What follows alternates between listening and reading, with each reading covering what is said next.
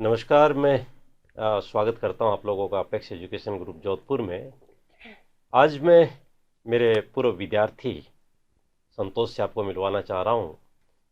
जानेंगे आज संतोष से कि इन्होंने कैसे किस तरह से सफलता और कितने समय में और क्या वर्तमान में कर रही हैं और कहाँ की रहने वाली हैं, कितने सालों से अपेक्स में पढ़ रही थी और कितने भाई बहन हैं, पिताजी क्या करते हैं, ये सारी बात और इनके अपने संघर्ष की और सफलता की सारी बात आपके सामने करने वाले हैं।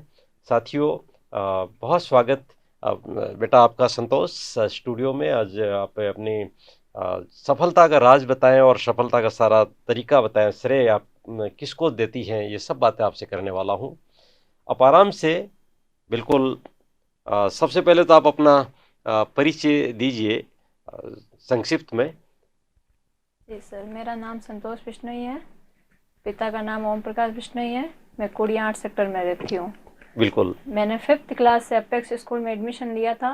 12th तक मैंने निरंतर अपेक्स स्कूल में ही अध्ययन किया था। साथियों, बच्ची 5वीं क्लास से अपेक्स में पढ़ने आई और 12वीं तक लगातार अपेक्स की छात्रा रही। अच्छा, आप 10th क्लास में आपकी क्या परसेंटेज थी? 10th क्लास में 63% थे। 63। अच्छा अच्छा, और 63 के बाद में फिर सब्जेक्ट 10th के बाद आपने जैसे आर्ट्स लिया, आर्ट्स लिया सर। साइंस क्यों नहीं लिया आपने? सर मुझे आर्ट्स, मैं एक साधारण सी लड़की थी। जब मैं आई थी तब मेरे को अपेक्स स्कूल में अच्छा सा माहौल देके, अनुशासन और निरंतर पढ़ाई के करके मैंने 63% करके जो खुशी मैंने पाई ना, वो मैंने कला वर्ग को चयन करके फिर मैंने अपने सफलता के देखिए, मुकाम पे। बात परसेंटेज की अपनी जगह है, लेकिन सबसे बड़ी बात है कि आपका जीवन में लक्ष्य क्या है।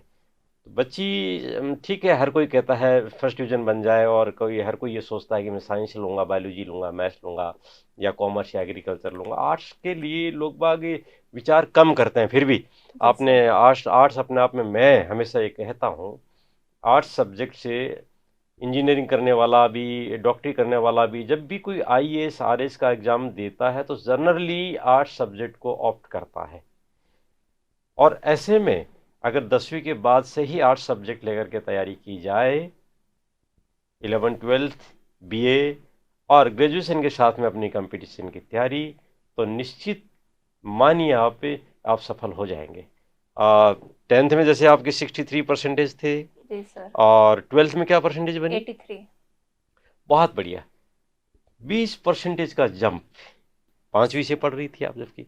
मेरे को जो शिक्षा मिली, जो ज्ञान मिला, जो सीखने का मिला, अनुभव मिला कि किस तरह आगे बढ़ा जाए, किस तरह बिल्कुल नहीं। ठीक है, बिल्कुल ठीक है। संतोष, मान लिया ज्ञान अपनी जगह है, लेकिन आज परसेंटेज की भी तो वैल्यू है अभी। ऐसा क्या कारण रहा कि परसेंटेज कम थी आपकी, कम ही आई?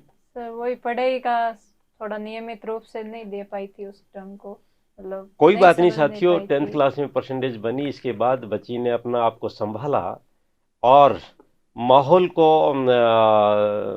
समझते हुए, समय को समझते हुए, जमाने को समझते हुए इन्होंने बहुत अच्छी परसेंटेज बनाई। 12th क्लास में 83% से आप पास हुई। जी सर। उसके बाद आगे क्या क्या सफ़र, क्या पूरे फिर सफ़र के बारे में, 12th के बाद जो आपका रहा वो बताइए। अच्छे परसेंट 12th में अच्छे परसेंटेज के कारण मैं जय नारायण व्यास के एन गर्ल्स कॉलेज में फर्स्ट लिस्ट में एडमिशन हो गया था। वेरी मैंने गुड। 3 साल उधर बीए ग्रेजुएशन की थी। 3 साल बीए ग्रेजुएशन के साथ साथ भी मैं जो मतलब 12th और ग्रेजुएशन की जो तो मतलब उस एबिलिटी पे जो आती थी वैकेंसी, उनका भी मैं एग्जाम देती थी साथ साथ। ताकि मेरे पापा का कहना था कि एग्जाम दो, अनुभव होगा किस तरह होते हैं किस तरह नहीं होते हैं। पापा का नाम ओम प्रकाश जी ओम है ना? प्रकाश जी बिश्नोई। देखिए, इनका पिताजी जी से मेरी मुलाकात हुई, उन्होंने कहा साहब मैं बच्ची की कोई भी एग्ज़ाम मैंने छुड़वा ही नहीं। मुझे जी सर। बहुत अच्छा लगा। पिताजी का बहुत जो एक रोल निभाना चाहिए, वो वाकई बखूबी उन्होंने मुझे बता रहे थे। आपके पापा जी से मुलाकात हुई, उन्होंने कहा साहब मैंने कोई परीक्षा छुड़वाई नहीं इनकी, जो भी जी सर। ग्रेजुएशन लेवल पे दे सकती थी वो सारी बच्ची देती रही। ग्रेजुएशन के बाद आपने क्या किया? ग्रेजुएशन के बाद मैंने पीटीटी का एग्जाम दिया था, जो बीएड का प्री एग्जाम होता है, प्री हाँ हाँ हाँ। एंट्रेंस। उस पर मेरे को कॉलेज मिली थी मधुबन में, गर्ल्स कॉलेज। अच्छा, जोधपुर से ही आपने बीएड करी, जोधपुर और से। बीएड के बाद आपने बीएड के साथ साथ मैंने सेकंड ग्रेड टीचर की तैयारी कंटिन्यू साथ में वेरी की थी। नाइस, बहुत ये शानदार बात है। बीए करा, बीए के बाद बीएड करा, और बीएड करते ही आप साथ साथ आपने तैयारी करके और एग्जाम दी टीचर की, और उसमें आप पे प्रथम प्रयास में प्रथम प्रयास में कौन से ग्रेड में सेलेक्ट हुए? Second grade. Very good. Second grade में प्रथम प्रयास में सिलेक्शन हो जाना अपेक्स परिवार के लिए बहुत गर्व की बात है। ऐसे बच्चे हमें बड़ा अच्छा लगता है, आपसे प्रेरणा स्रोत हो बच्चों को, बच्चों के लिए, जो आपको सुनेंगे और जो आपको आपसे कुछ सीखना चाहेंगे, समझना चाहेंगे, उन बच्चों को बड़ा अच्छा लगेगा कि एक एवरेज बच्ची से अपने करियर में आगे परसेंटेज को बढ़ाते हुए अपने आप को स्थापित करने के लिए बीएड के बाद और बीएड करते ही प्रथम प्रयास में आप शिक्षक बन गई, सेकंड ग्रेड। बहुत अच्छी बात है। कितने भाई बहन हो आप? हम 3 बहन हैं और 1 भाई है। आ, तीन सबसे बड़ी हो आप? सबसे बड़ी मैं। और सेकंड बहन भी अपेक्स में ही पढ़ी, अपेक्स में। और तीसरी बहन अपेक्स में। इस साल कौन सी क्लास में वो? अब 10th के एग्जाम दिए, 11th में आएगी। क्या सब्जेक्ट लेने वाली है वो? एग्रीकल्चर। बहुत शानदार। आज के समय में देखिए, मैंने जैसे बताया ना, साइंस के लिए दो लोग दौड़ते हैं, साइंस ले लो, परसेंटेज क्या बन जाएगी, क्या कह रही थी वो? परसेंटेज उसके 85 से अबव बोल रही है वेरी वो। गुड। 10th क्लास में अराउंड 85 कह सकते हैं, अब वो 80 परसेंटेज बनने वाले हैं। हाँ। बहुत अच्छी बात है, शुभकामनाएं हैं उनके लिए। और एग्रीकल्चर का आज के समय में बहुत स्कोप है। आपकी अपेक्स स्कूल एग्रीकल्चर का फाउंडेशन और टारगेट बैच, 12th के बाद वाला बैच भी और 11 12 के साथ वाला भी, जेट, आईसीआर, सीयूटी, ये एग्ज़ाम की तैयारी भी एग्रीकल्चर के माध्यम से हम लोग करवा रहे हैं। और ये जो सब्जेक्ट आपकी सिस्टर लेने वाली है, हमारी बेटी तीसरे नंबर वाली लेने वाली है, उसके लिए रामबाण साबित होगा निश्चित रूप से। वो प्रथम प्रयास में आप निकली, जैसे वो भी प्रथम प्रयास में 12th के बाद वाले एग्ज़ाम और ग्रेजुएशन के साथ वाले एग्ज़ाम में वो भी सक्सेस होवे, ऐसी हमारी शुभकामनाएं हैं। और बाकी भाई? 1 भाई है, पृथ्वीराज। उसका तो ये मानना था कि वो, उसका कंफ्यूजन था कि आरबीएसई ले या सीबीएसई। फिर अच्छा, उसकी चॉइस थी कि हम सीबीएसई में जाए, तो हम अपेक्स की ब्रांच सेंट जॉन्स उसमें एडमिशन करवाए। देखिए, हाँ, ये बात भी है। और आज के समय में बच्चा भले ही वो 5th क्लास का है, लेकिन वो स्वयं को समझता है कैंपस देख करके और व्यवस्थाओं को देख करके। आज का बच्चा यूँ आकर्षित होता है, कौन सी स्कूल में मुझे एडमिशन लेना चाहिए, कौन सी में नहीं लेना चाहिए। साथियों, मेरे पास में आरबीएसई का, सीबीएसई का, सभी तरह के संस्थाएं हैं। आरबीएसई में English medium, Hindi medium, nursery से 12वीं तक के स्कूल, सीबीएसई वाली भी नर्सरी से 12वीं तक की, जिसमें आपका ब्रदर पृथ्वीराज एडमिशन लेना चाहता है। तो सीबीएसई की भी हमारी बहुत अच्छी व्यवस्थाएं हैं। सैनिक स्कूल की भी तैयारी कराते हैं, अगर उस पृथ्वीराज को, अगर वो पर ठीक है, सीबीएसई में पढ़ने देते हैं। बाकी तो सैनिक मिलिट्री की तैयारी भी हम लोग करवाते हैं। पापा क्या करते हैं? पापा ट्रांसपोर्ट का काम है वासनी में, और मम्मी गृह गृहस्थी, गृहिणी है। ओके, बहुत अच्छी बात है। पापा प्राइवेट जॉब, हाँ, जॉब ट्रांसपोर्ट एरिया, ट्रांसपोर्टेशन में ऑफिस में काम करते हैं। और पापा की बहुत सिंसियरिटी है बच्चों के प्रति, बहुत लगाव है। बेटियां भी पढ़ें, बच्चे पढ़ें। देखिए, आज के समय में शिक्षा ही सब कुछ है, ऐसा आपके पापा जी ने समझ लिया है। बिल्कुल। ऐसा मुझे उनसे लगा बिल्कुल।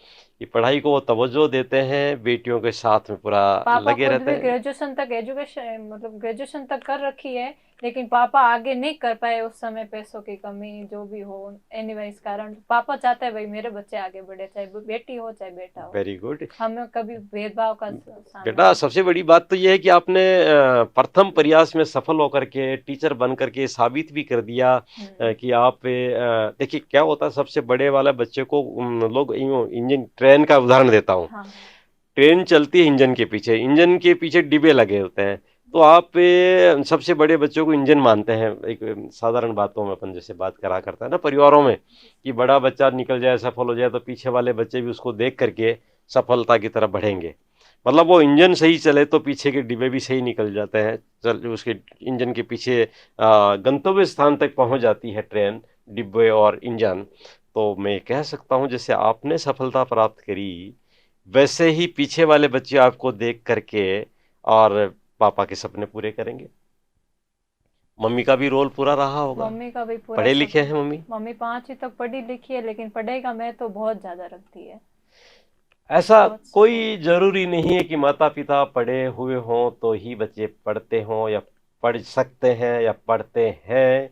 मैं आपको बता दूं, बहुत सारे लोगों के उस समय अभाव में वो लोग रहे होंगे माता पिता हमारे, लेकिन आज उनको सपनों में एक एक उनके मन मतलब ये चलता रहता है कि मैं दुख पा लिया, भले ही मैं जिंदगी में सफल हो पाने में मेरे को वो सारे संसाधन नहीं मिले, उसकी वजह से मैं आगे नहीं आ पाया, बढ़ पाया, लेकिन मैं मेरा बच्चे को निश्चित रूप से पढ़ाई के माध्यम से मैं आगे बढ़ा दूं।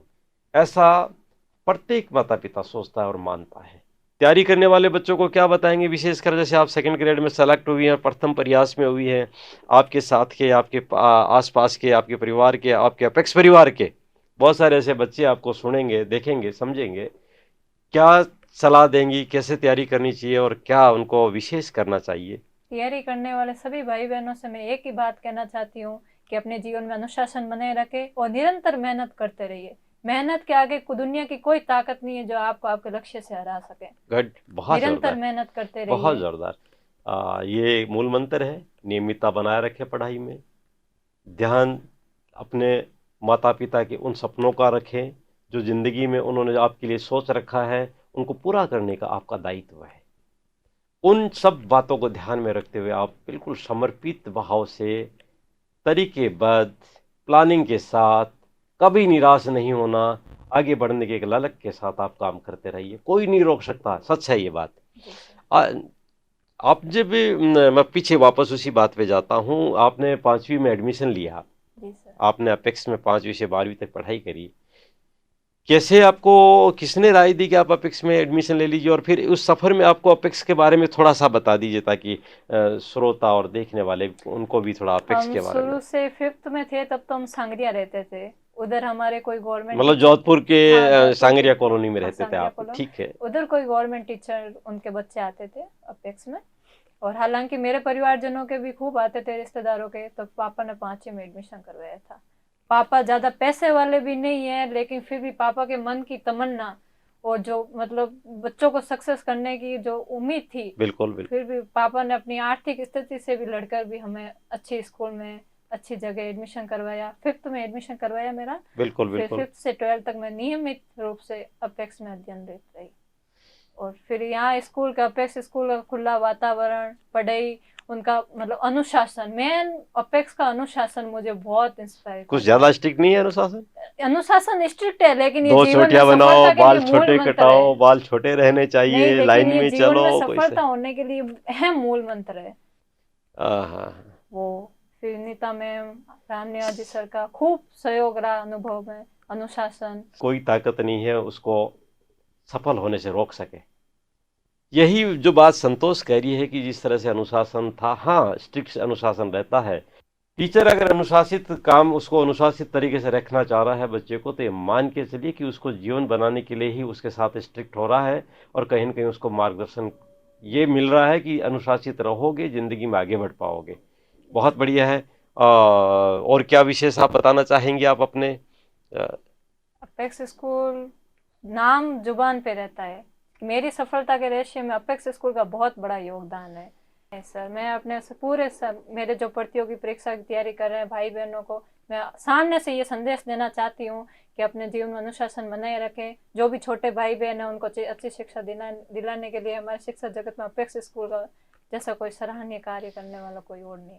साथियों, प्रसन्न साहब भी इनसे खूब सुन ली आपकी अपेक्स स्कूल की।